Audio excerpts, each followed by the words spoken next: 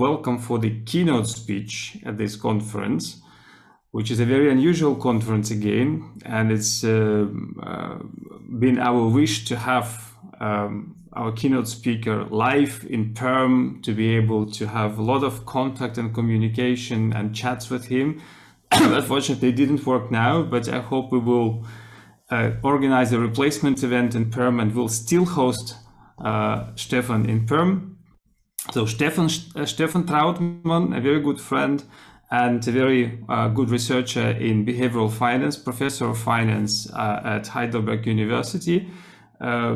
Just to mention a couple of outlets where he has published over his career, this would include American Economic Review, Review of Economic Studies, Management Science. One journal that is probably more special for people who are specializing in economics, that's Psychological Science, which is a top journal in psychology. So this shows you the width of interests of Stefan and his expertise. And today's talk is on wealth and ethics, and I'm looking forward to that. And after two sprint high-speed sessions that we had in the beginning, now we have a luxury of Stefan, you have 50 minutes for your talk, and we have the luxury of having some rest and enjoying some very interesting and very provoking title, I would say. The floor is yours, Stefan. You should be able to screen. Welcome here. Thank you for agreeing to give this keynote. Yeah, thank you. And yeah, it's a pity that for the second time in a row, we had to cancel the live event. And this time, 1 week in advance. That was especially frustrating. Exactly on the day I got my visa back from the embassy, I got the email from Dima that I cannot use it. Anyway, so well, you probably still can, but there is nobody there. Everything is closed. So indeed, it's probably not really much going on at the moment. So let's hope that the numbers get back to normal in Russia and that everything will normalize soon. Let's see how it will develop in Germany. Numbers are going up as well. So let me share my screen.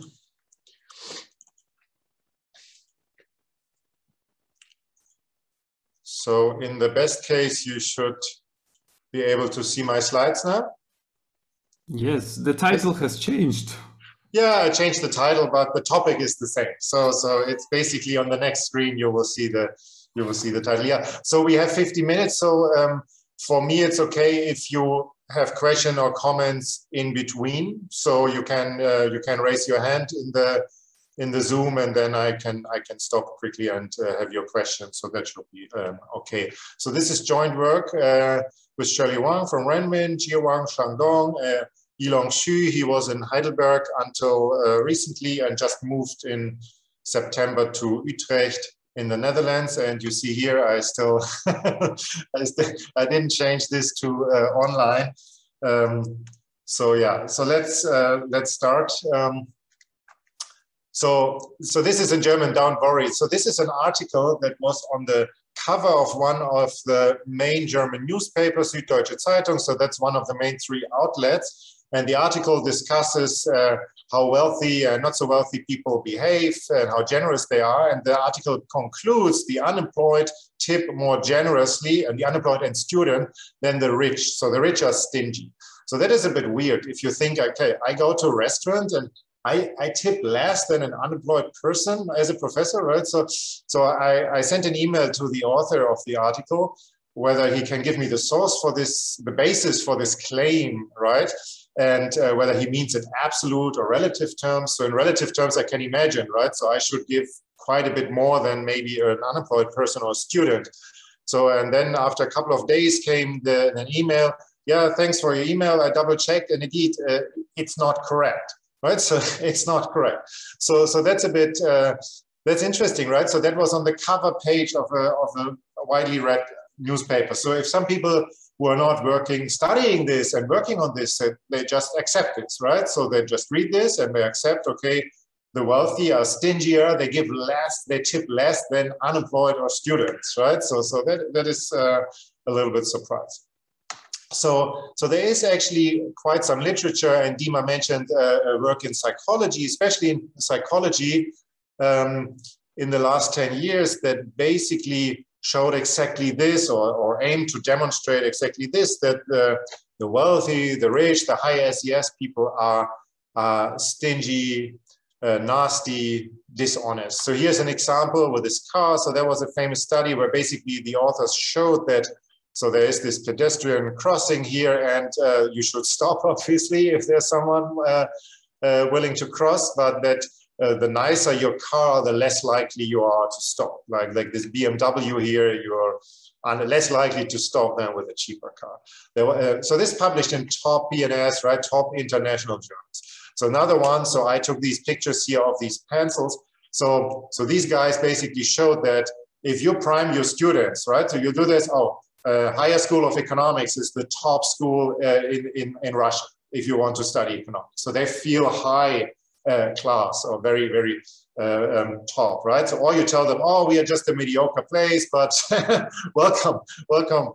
So, and then they show basically that those who are primed to be at a top school, if accidentally the researcher drops these pens, they collect fewer of these pens, right? So if you feel higher status, you're less likely to help, right?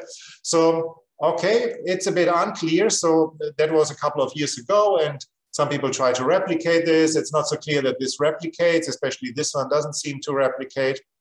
So there's actually more studies, but still, so it really made the direct route to the media, right? So this is from Germany, it means big car, no manners, right? So rich people just care less. I think this is from the New York Times. Wealth makes you mean, selfish, and miserable, right? So if you get wealthy, so there's a causal claim. So if you get wealthier, you become nastier, right? So it's not just correlation that maybe those who are wealthy are there because they have certain traits, which is also included, right? So that there's correlation, but also causality. So there's actually quite some literature that shows different results. So this one here was actually around the same time as these others, and you see it went to a less prestigious journal than the PNAS. Actually, I was a reviewer of this paper at some journals, and I was always positive because I liked it a lot and it was a good study, but it was always rejected. So it was basically not publishable, these results at that point. So these guys show the opposite. So here you see social class, so that means higher social class, lower social class. And you see those in higher social class actually do more volunteering.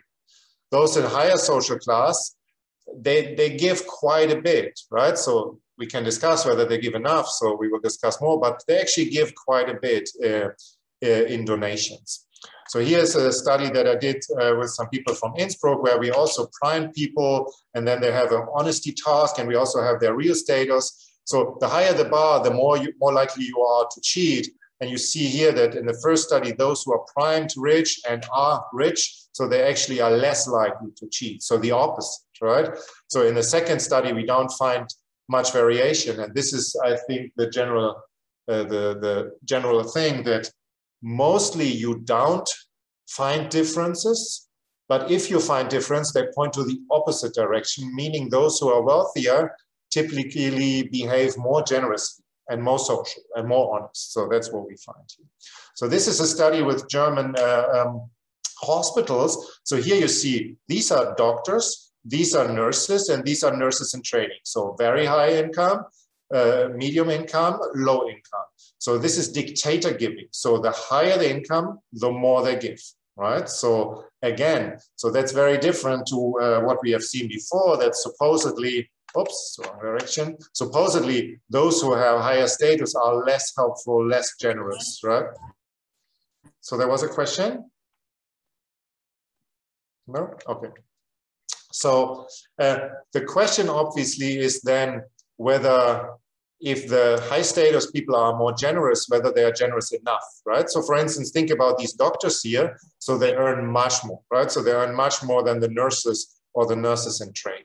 So here we might say, okay, they don't give enough. So here's a study that we did with some other colleagues in Heidelberg, Dietmar Fehr and others. So here we have a lab experiment where there are two stages. In the first stage, they can earn some money. They are successful or unsuccessful. If they are successful, they earn around 12 euros. If they are unsuccessful, it's more like €1. And then they play game with each other, trust game. So in the second round, so you see here the successful, the yellow shade here, the successful give more than the unsuccessful. Again, that's not so surprising maybe. So they give around 6, which if you look at these numbers is the typical giving. So they give a little bit more than the typical giving. But then you might ask, so why didn't they share equally? Equal share would be giving 9. And then given that from the first half, they had much more than the other guys, right? So they should even give maybe more, right? So the question is then, so maybe they should give more, so they are more generous, but still, so we have the feeling that this is not sufficient, right? So for instance, in this example, they give more, they give a typical amount, but they could give 9, and maybe they could even give 15 or something, because then they have 12 plus 3, they have 15, and the other guy has, well, basically 1 plus 15 is 16, right? So they would approximately equally share. So our hypothesis from basically looking at this and also this newspaper article that I showed you and these headlines, that basically there is the perception that higher economic status makes you less generous, less ethical, makes you nasty, to say it like in this cheap way, on the one hand, but then this more carefully assessed academic evidence that is not true, that maybe there are different standards, right? So there may be different standards. So maybe they behave at least as generous, but maybe we still perceive them as egoistic and unethical because we hold the wealthy, the successful, the high SES people to higher standards. Or maybe the less well-off, we hold them to lower standards, ethical standards. So that was our hypothesis coming out of this conflict, basically, what the literature shows. And this guy from the newspaper, so once he digged into the literature, he sent me the email, oh yeah, it seems it's not true, but he just, I don't know where he came up with this in the first place, right? Probably it was just discussing, oh yeah, the wealthy are stingy, right? So that is that.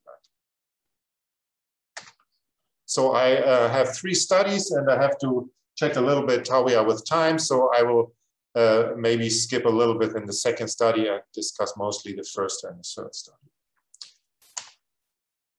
So the first study, we use vignettes to describe ethical lapses in 5 different domains in the between subject design. So each person only sees one of the vignettes for either a high or a low status individual. So that means we describe what a high or a low status individual does, and we let participants assess this behavior. And indeed, we have 3 questions. So first, is the misbehavior considered acceptable?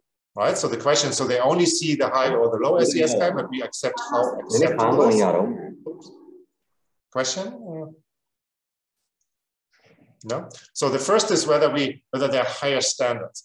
The second part questions whether it might be more harmful for society. So here the idea is, if I misbehave or if I'm unethical, maybe this has more effect on more people than maybe if a student misbehaves, right? So I have more influence in many domains. The high SES people are more influential. So maybe it's more harmful for society.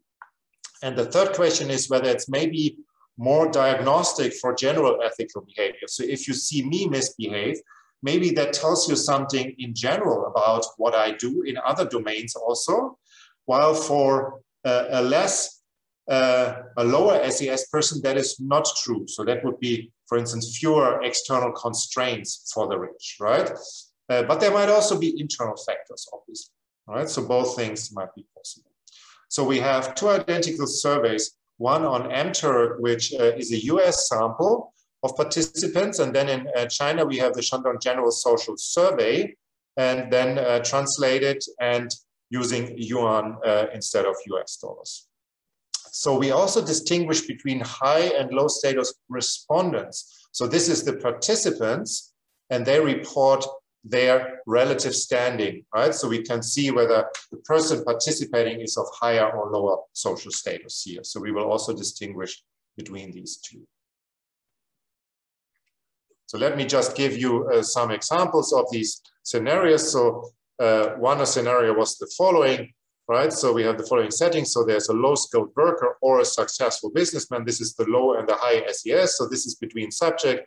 who does not check his private bank account very regularly discovers that he incorrectly received a payment of $700 some weeks ago.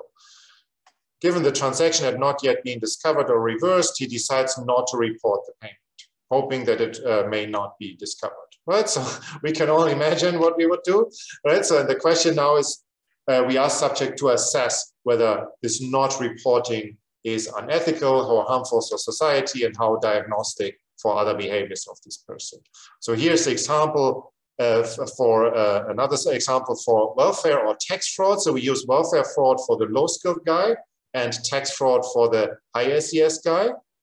And we have two conditions. So here we have a condition with smaller amount and with a larger amount, right? So basically this is the scenario for the low SES guy welfare fraud, and this is the scenario for the tax fraud, right? So we have the low one, which is identical in both, and then we have the high, which is more reasonable here for the businessman, the payoffs, right? So these are the vignettes. People read the vignette and they assess the vignette, or they assess the behavior of the person who is described here on these three dimensions. So how acceptable do you consider the behavior of the low-skilled or high-skilled guy? How harmful for society in general? And how ethical do you think the guy behaves in other situations, right? So if you consider this an unethical behavior and you say the guy is very unethical, then you consider this behavior a diagnostic for unethical behavior. You see me not reporting this and you think that I also behave unethical in other domains like private life, whatever.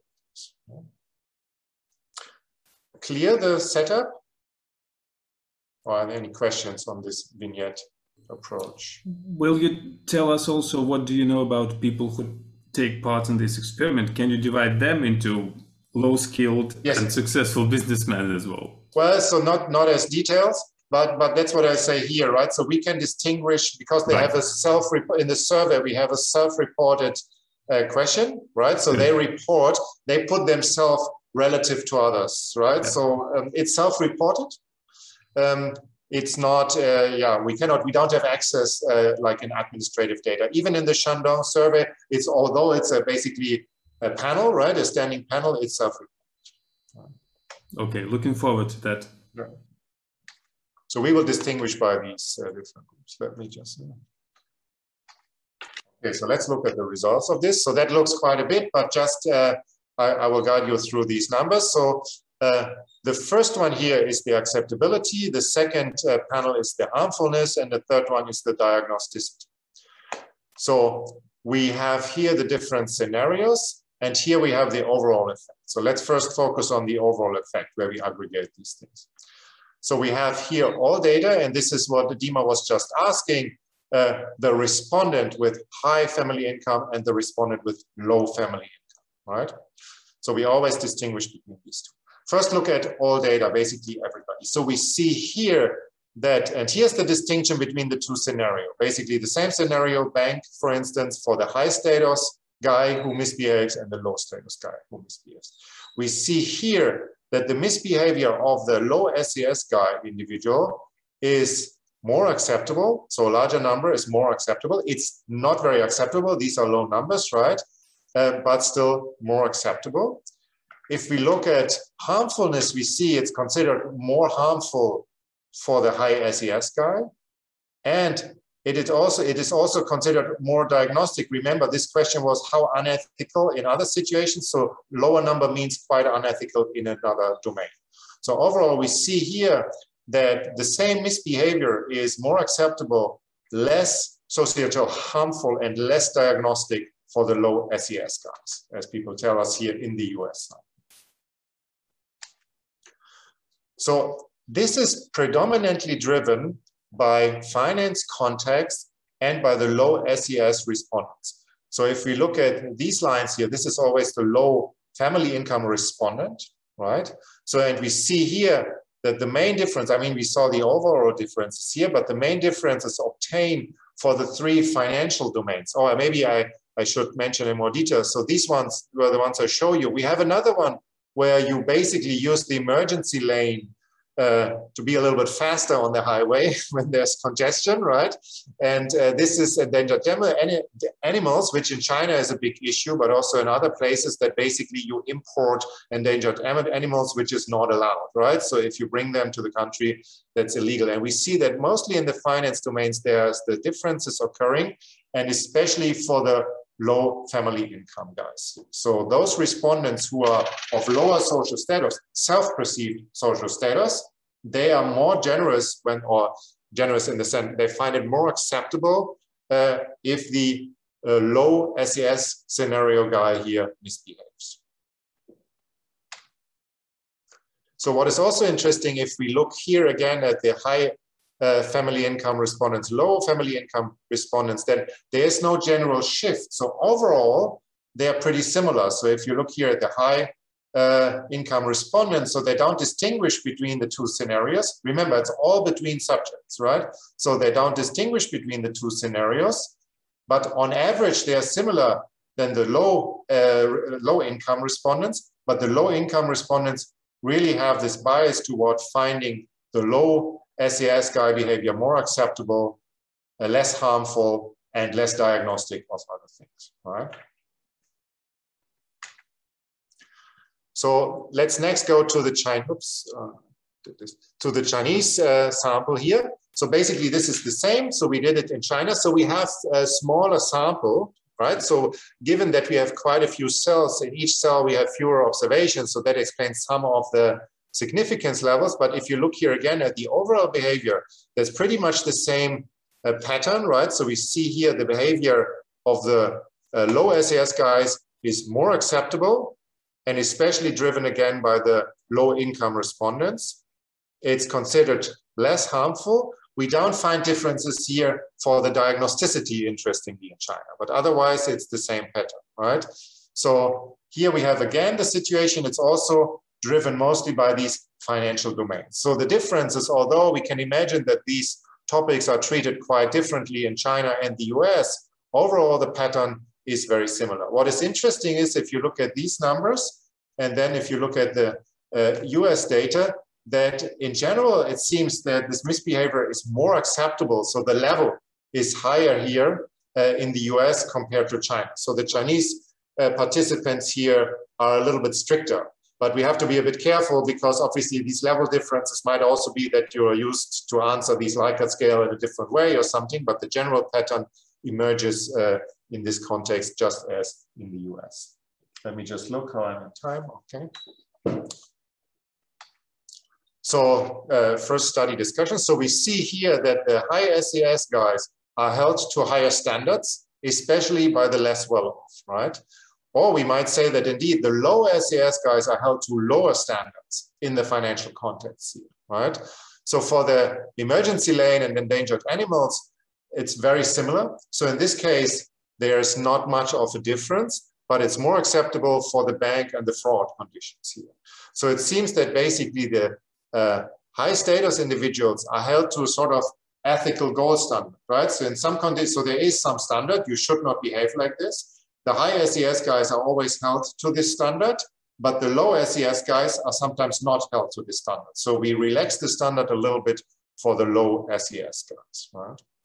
So in the next study, we want to basically zoom in a little bit on this. What happens if there's possibly two standards and if there's multiple levels of SES? So, but are there any questions on the first study right now before I proceed? If not, let me proceed to the second one. So here we again look at this generosity topic. So here in the financial domain. So what we do here is, so we do scenarios using a dictator game scenario. So where one person can share $100 with another person. And we give the assessors, the respondents, information on the allocator who distributes the money and the income that he has, and the recipient annual income. So we vary the allocator income between 10,000 and $1 million US, so a broad range that we look at. And for the recipient, we take two values. So this is US sample.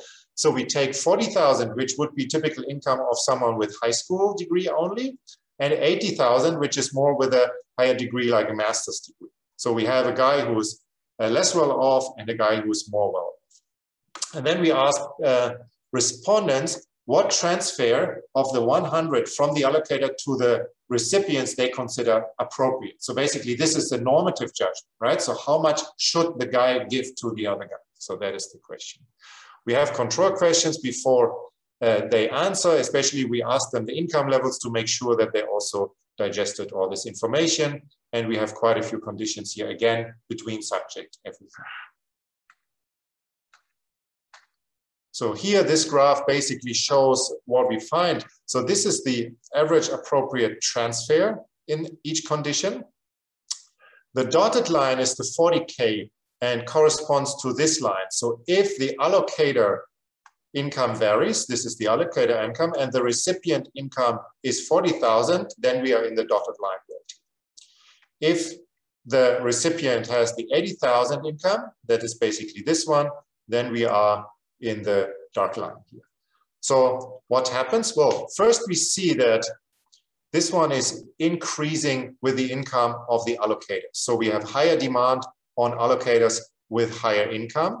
We see also that the dotted line is basically shifted upwards. That means if the recipient is the low income recipient here with 40,000, we have a higher demand. So basically the other guy should give him more, right? So he should give more to the other guy. So there is a deviation from this 50-50 fairness ideal. So there are two ideals here, the 50-50 fairness, and you see that if the allocator and recipient income is the same, 50-50 is a very strong norm, right? So each dot here, each cross is basically the average over many people. Obviously, there's a lot of variation. There are people who say 100, there are people who say 0, but on average here, we have the 50-50 and the same, very similar here for the 80,000 guy. But otherwise, basically, we reduce here the demand.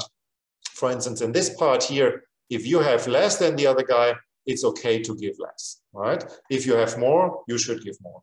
What is interesting is basically that this doesn't really go very low here, and this doesn't really go very high, especially if you think about inequality. So if you just go one step here, so this is 10,000 more annually, right? So this guy has 10,000 more than the other annually. So they distribute 100.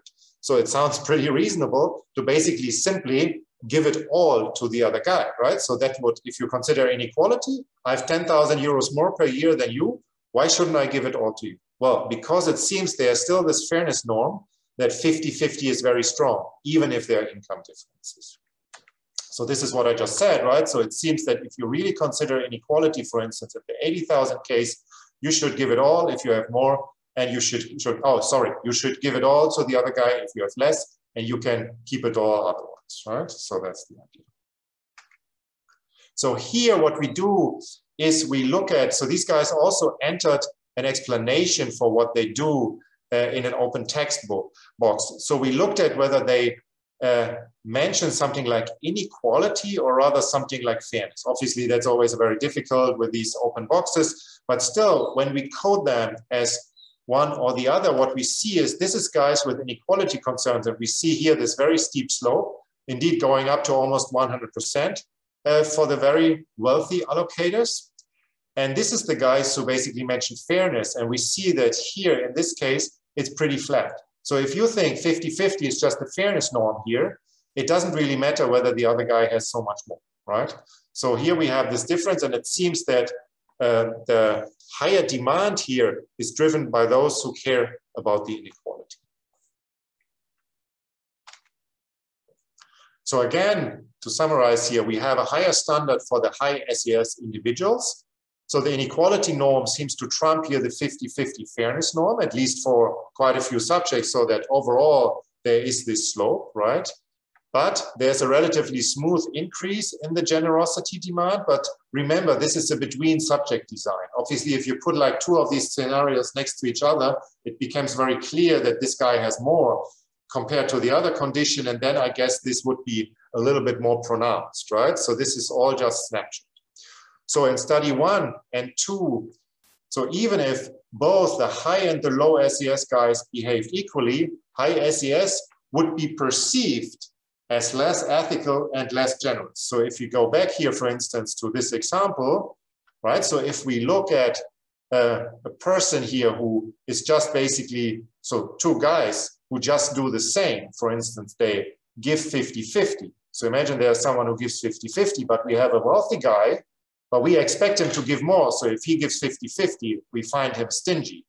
If there's someone with just 10,000, we expect him to give very little. If he gives 50-50, we find him very generous, right? So depending on what we perceive, if the person does exactly the same, for instance, 50-50 or whatever, we would perceive the person very different. One person we would perceive as generous, the poor guy, and the other guy we would perceive as stingy, the wealthy guy.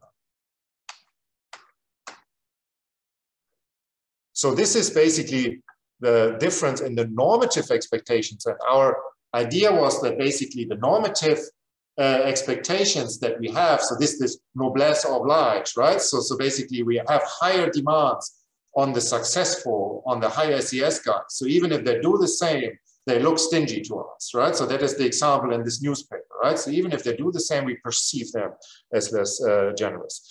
So, but maybe there's also differences in empirical expectations. So empirical expectations means what we think what the guy really does, right? So now we always looked at how we consider this and whether they should give more, but now we want to look at the gap between the is and the ought, right? So I might say he should give 50 and I think he only gives 30, right? So then we immediately have a gap, and that gap makes me perceive him as less generous.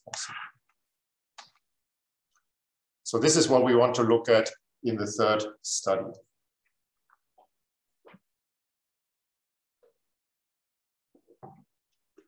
So this study builds on an experimental study by Paul Smith and others in 2015, where they have millionaires making dictator game decisions for real money, right? So they have millionaires, they joined a bank and basically had these experiments. And these millionaires share money with another millionaire or with a very low income person. There's a panel of low income people and they would pay these low income people the relevant share.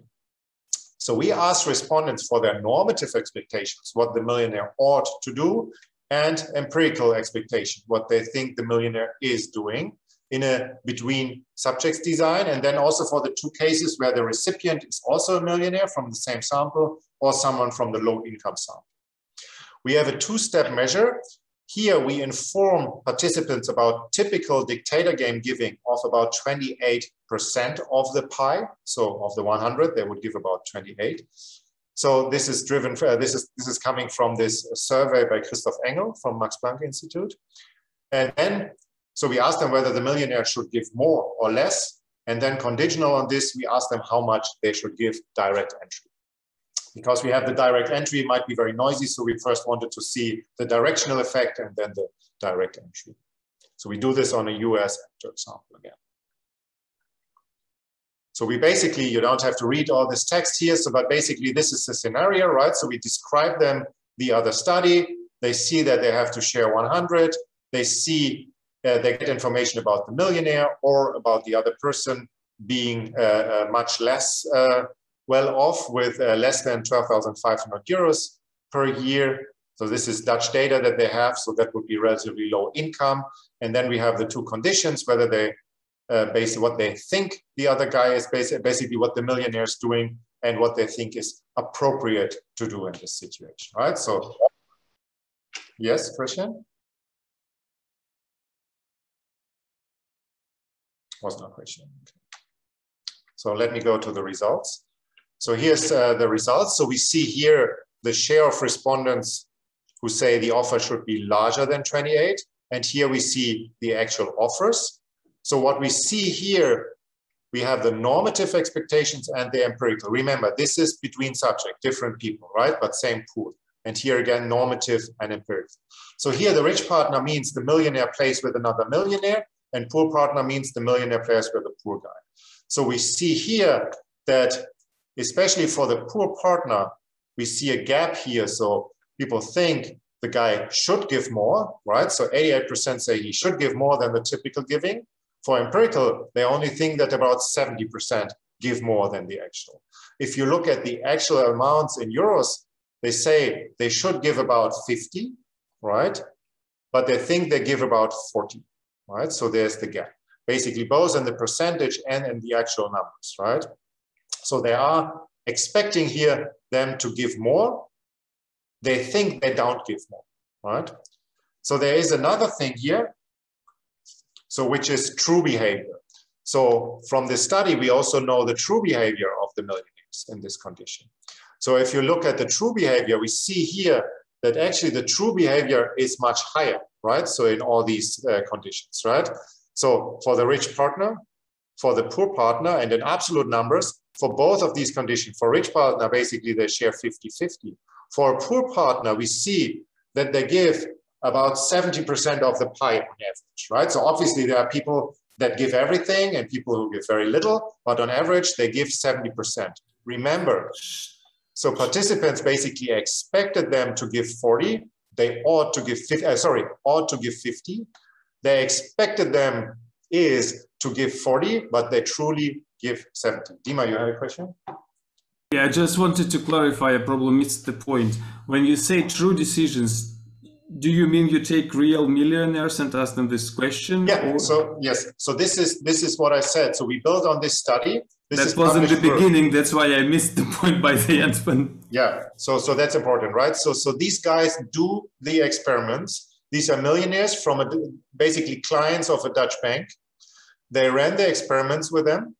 They play either with another guy from the millionaire panel, or they play with a guy with a low income who comes from a different panel, but these poor income guys were actually paid. So these were all participants. We use basically these data. We describe the scenario, right? So it's true. This is actually true what we describe.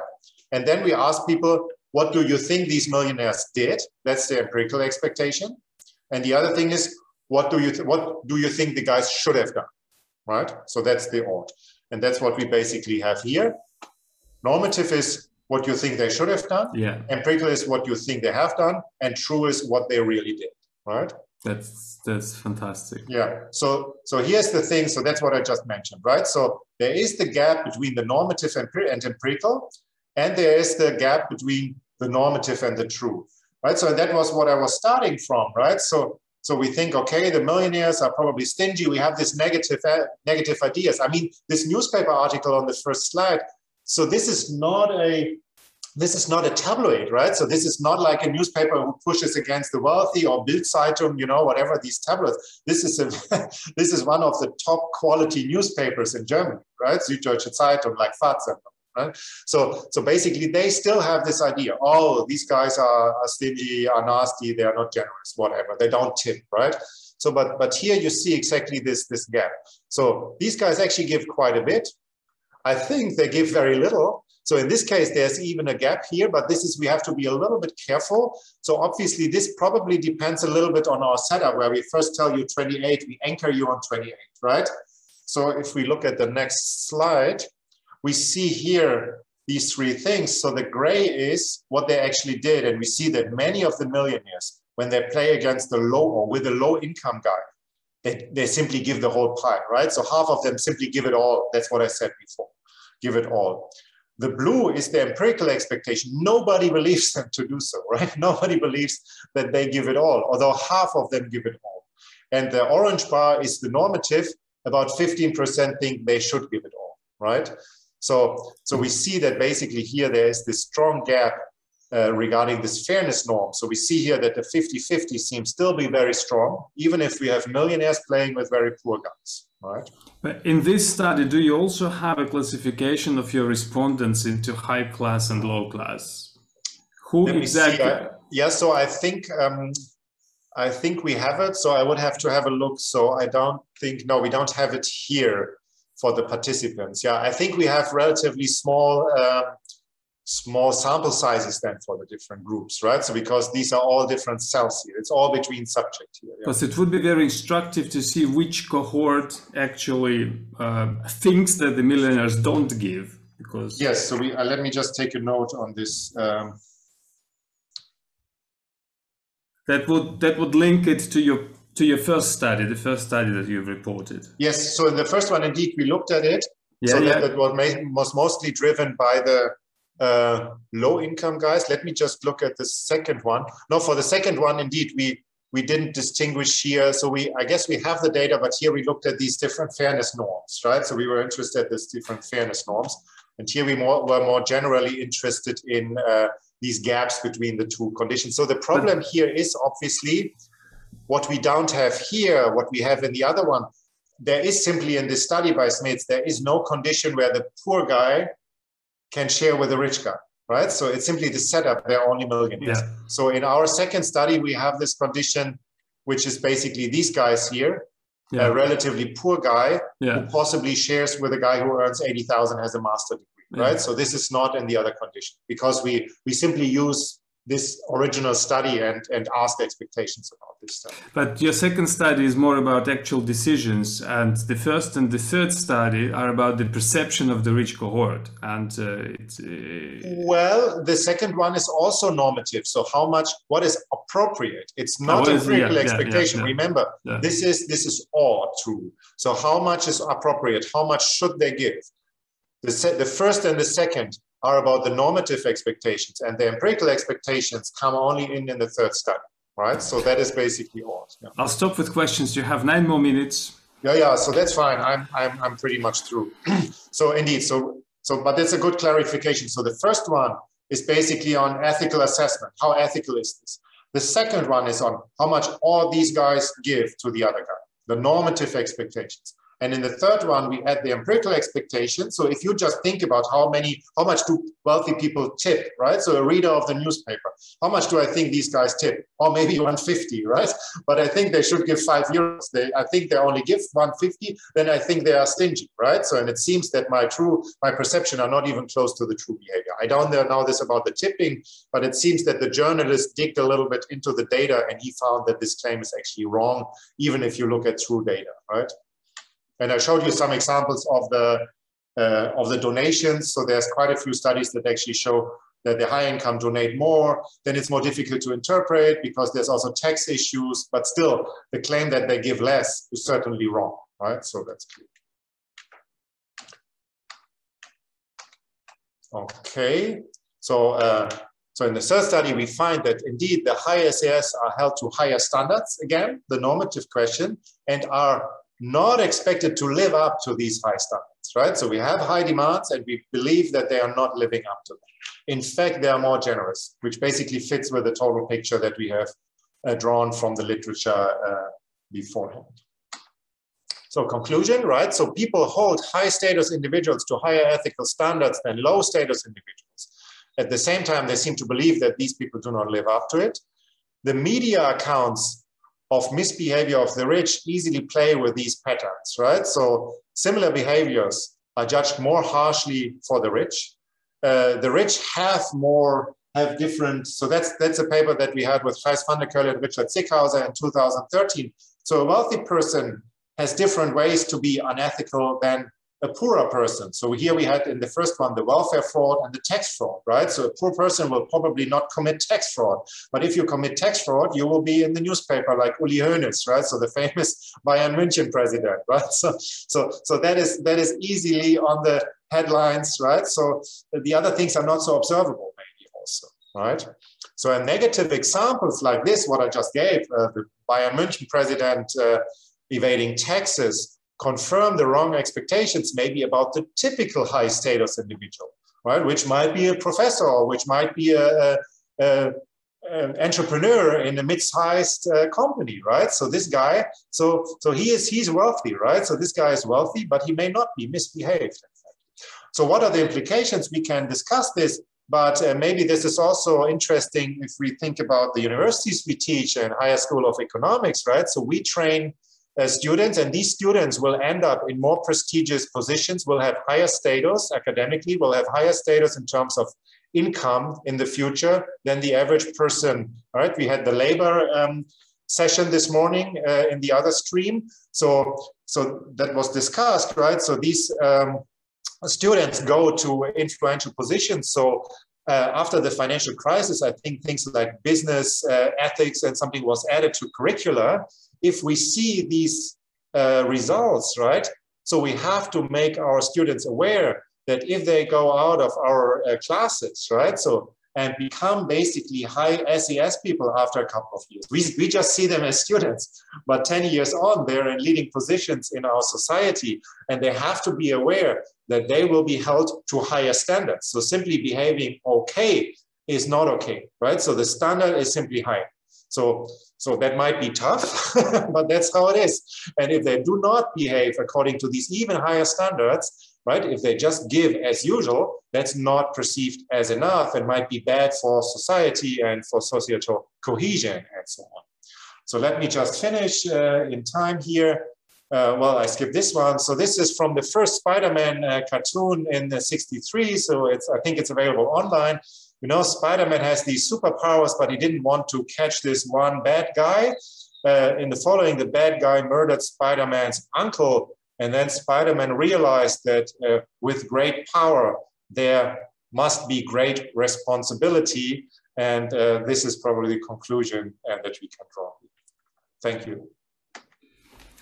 Thank you very much, Stefan. It was really, really interesting. I could see inspiration in many faces of those who have their cameras on. I had some text messages on WhatsApp as well, saying that this is a very interesting talk. I don't want to steal the floor and ask further questions. I would like to ask the participants maybe to ask some questions, because I think that's really interesting.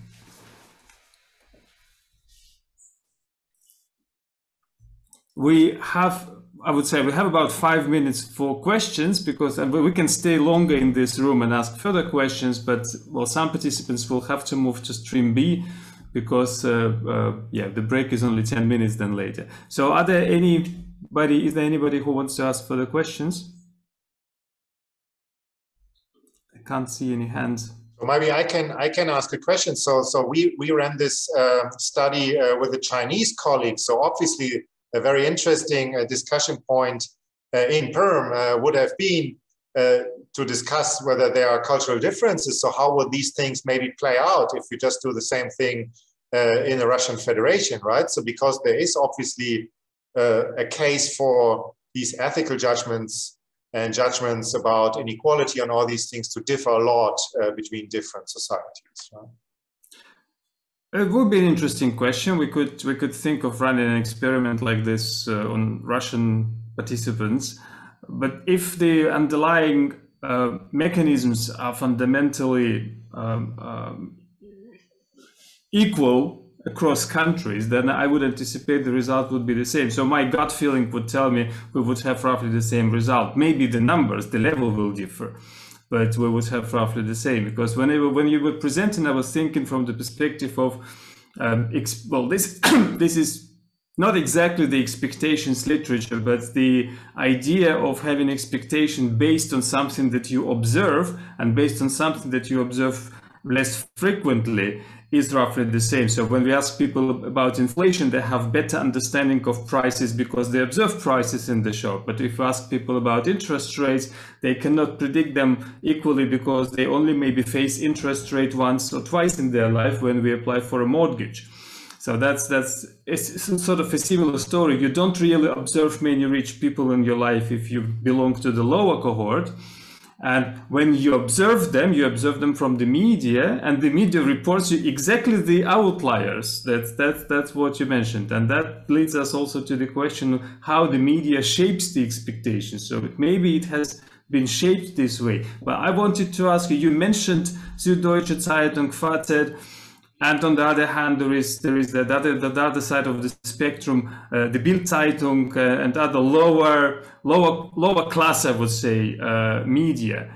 Did you think of maybe comparing the tonality of the reports that these newspapers would use? For example, if there was a Volkswagen Dieselgate scandal, how the Bild Zeitung was reporting on that compared to FAZ? I would expect that probably that would be a different tone used, and that would also further confirm your conjecture that the different classes, they differently assess the ethicality and the appropriateness of behavior. And then also that's just an idea, because since if you had done it, you probably would have reported it. And the other thing is that in your data from the first study, what I would like to know, is it envy, or is it just allowing my cohort or members of my class to behave this way? So why the lower class tolerates more the behavior of the lower class, I would say. And I thought, if you have, well, you just have just over 1,000, unfortunately it might be not enough, but if you can separate like a middle class in them, something in the middle, and see where the middle class is, whether they approve the behavior of the same cohort and disapprove both the richer and the lower cohort, this would mean that this is like the class belonging effect. But if they continue doing the same segregation of their assessment, similar to the one that you observe, then that would probably indicate something towards envy. Maybe it's not envy, maybe it's something else, but well, it's not, it's just, well, the belonging effect, or it's something they're different. So I would want to know more motivation for that, apart from the information. So the information seems to be there when you look at the newspapers. But apart from that, in the first study, there was more on that. It was not only information. But yeah, you're right. So in the first study, yeah, we could. So basically, they put themselves on a relative scale, right? Self-assessed. So yeah, we could look at those who consider them equally. So not like higher or lower than the others. So we may look at what the middles. I don't have the data here now, so we can look at it. So we separate these extremes more or less. That would be interesting. So the media analysis is interesting. I'm not so sure I have the skills, because I guess you need like some analysis tools to assess these things probably. So, but indeed you could maybe nowadays with some techniques to browse through text, right? To assess basically whether there are some databases. Maybe LexisNexis may be useful in that, but it would be really interesting just to understand more the channels. I can see that Jürgen Eichberger is already in stream B. Jürgen Eichberger will be chairing the session on behavioral economics. There is a consumer behavior, more general behavioral economics. I suspect that Stefan can move to that session as well, given Stefan's interests. I will stay here in stream A and will chair the session on inequality. And maybe Elena Shadrina will help me at some stage chairing this session. So I have to declare a break now, because it takes time for people to move from one session to another session. I would like to thank Stefan again for the interesting and inspiring presentation. I just regret we couldn't do it live, but we will organize an event, a live event, once the pandemic situation allows, and we will invite you to Perm. And I'm sure you will get, once you've got one visa, you will get a second one, so it shouldn't be a problem. Thank you. Thanks a lot. Thank you very much. See you later. Bye-bye. A break of 7 minutes by now.